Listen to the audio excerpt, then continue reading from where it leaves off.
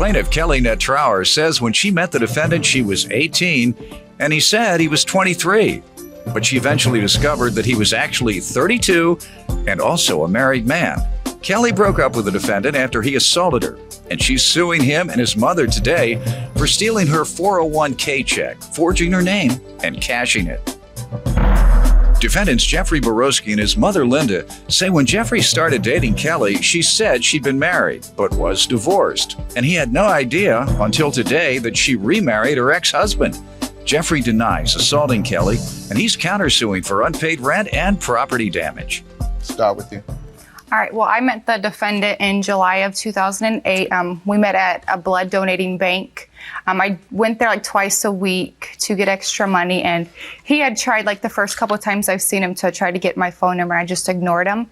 Eventually I got it, and we got in contact the next day, and we probably talked like 2 weeks before we moved in with each other.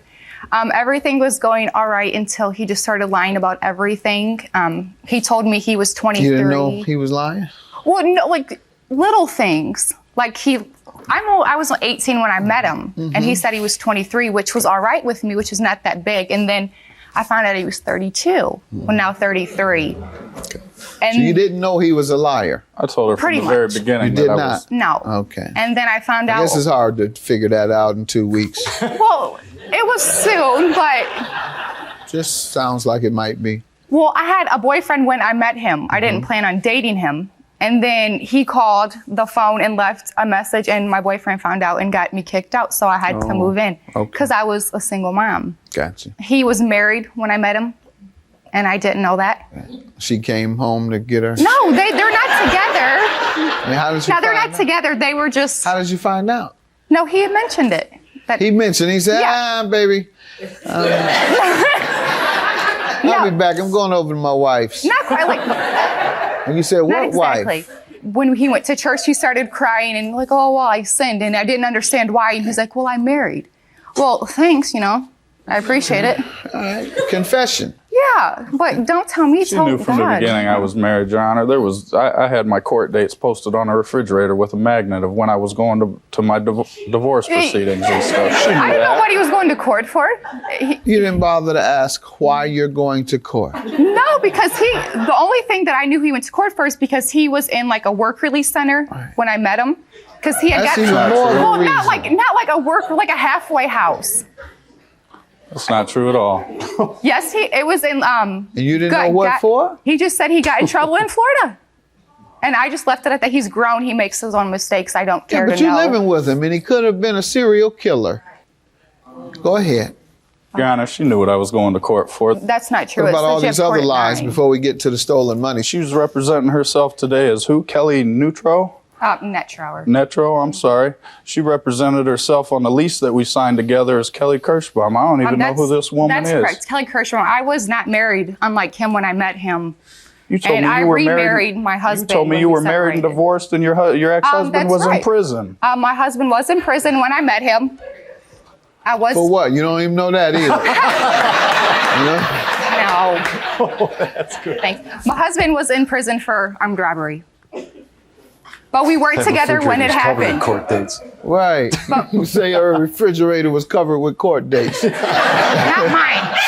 My fridge was clear. What else, sir? Maybe she was never divorced when we were living together. I'm sorry, I don't know. honest. I got married January 13th of this year. Okay. He doesn't need to know that I was married. To the same person you were divorced from? Yes. Married to my son's father. Again. Okay. But that's not any of his business. Okay. Tell me about the stolen money you're suing him for. Well, August 29th of 2008, I was laid off from Microscreen. I had only worked there not even 2 months. And I trusted him because we were together. He said, if you're approved for unemployment, you'll get a letter saying you're approved. Your weekly amounts and how much you can get.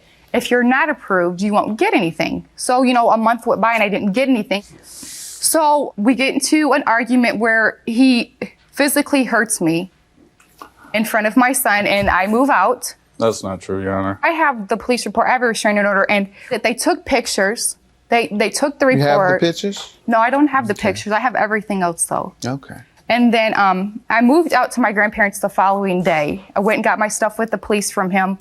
I even helped you move your stuff, didn't I? He did. He was nice about it. Why did she move out? Because that's the type of person that I am. We got in an argument, a petty argument, probably over something to do with maybe dishes or something. The first thing, she wanted to start throwing stones. She threw a stone my way, saying that the first and second days that we had moved in together, that she had cheated on me, went and slept with her ex-boyfriend, who wasn't even her ex-husband or husband or whatever he is. Which makes no difference. It does make a difference. This was a stray, another one. Yeah. I mean, so at that point, I done the adult thing. I told her the relationship was over. We're not going to play this game. Either you go or I go. Either you stay or I stay. All right, so you evicted her. Good enough. And I just want to say, like, the argument was not about dishwashes. I used to work 40 hours a week, and he would sit at home doing nothing. I would do about watching your child. Well, I'm not talking to you because you were never there. Who watched your child while you were at work? You watched my child because you wouldn't go to work. Man, let me see the police got report. Paid, didn't they? Yeah, because I paid half. And when he assaulted you, did you report it that day? Yes. And as soon as I got my sundress. And did the police come? Yep, they did. And they came out, they took the pictures, they took the police report. 2 days later, I was issued the protective order. And you moved when? That same day. What day is that? I don't know what day. What month? And it was early October. I want to say like the 6th or 7th, somewhere around there. Okay, this it was the 6th or 7th this restraining of November. Order is for December. November. This restraining order is December 8th. I was going to say it must have been November because I know it was back to back. You see what I mean, Your Honor? Before or after? Before or after? God. Before or after Thanksgiving? I was moved out before Thanksgiving. This says December. The dispute we had, Your Honor, was on November 9th. Go ahead, ma'am. Perhaps you waited a week or so, but you claim you went the same day to get your order of protection? The next business day. To get your order of protection? Yes. And then it didn't go into effect until like a couple of days because I had to wait for the hearing. But they say you filed it on December 8th. Nonetheless, go ahead. I want to say December 1st. Just tell me the month. Around about. December. December of 2008. I got a letter from the St. Joe County Work One Centers, the company that does the unemployment, stating that I had been overpaid. I don't understand how I'm overpaid, $251 when I don't get unemployment to begin with. The woman that I spoke to, I have her information on this paper. She went through, found the recording from when it was set up, the time, the date, and it was a male. Okay. And he's the old, no one else has my personal information. Okay, when and I that's left for how much? The total for the unemployment was $756. All right. And what else? You're suing for $928. I'm suing his mother, Linda, for $171. How so? When I moved out, I put a forwarding from the postal office, and it didn't go through in time. And he got a 401k check of mine in the mail. And he told his mother that I gave him permission to cash it as part of my rent. All right. So you're alleging fraud. Yeah, and I have all that. I have the check. How and much? That was $171.91. All right. Let me hear and I have from the police report for that too. Okay. Let me hear from you all. All right, Your Honor. As far as the check for $171, she had owed for rent and stuff, as she stated by her own recognition that she wasn't working, had been laid off from a job. She signed the check over. I gave it to my mother to deposit in her bank account. Oh, she signed the check. Right. I can show you my signature. That's that's like little kid handwriting.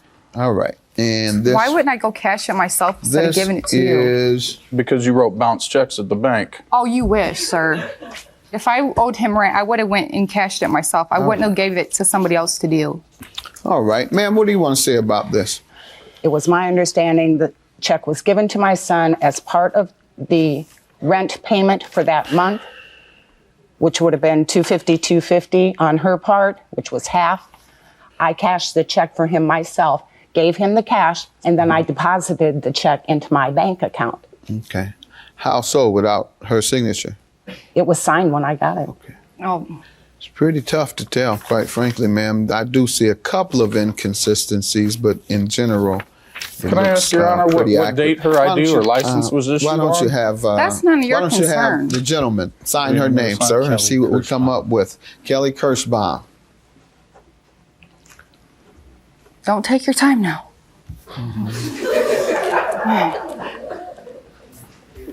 Thank you. I think that's how it's spelled. All right. And the unemployment, what do you want to say about that, sir?